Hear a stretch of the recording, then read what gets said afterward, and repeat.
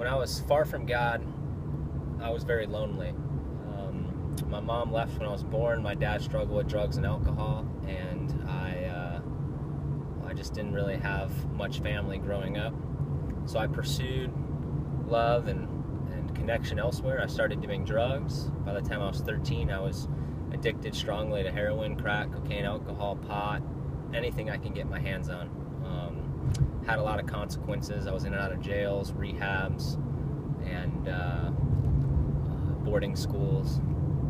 When God came into my life for the first time ever, I was in jail. I was 16, and somebody handed me a Bible, and I took it back up to my cell, and I began reading these stories about Jesus. And for the first time ever, I just felt loved, and I just felt received, and I didn't do anything to deserve it.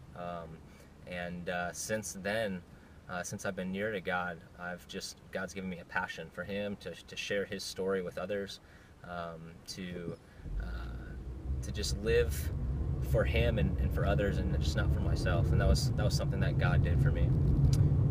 The purpose of telling our stories in under a minute, or right around a minute, is just because that way we get to just throw it out and tell it to people as we meet them, whether it's coworkers, friends, families, neighbors, and we just get to toss them out. They're like little seeds.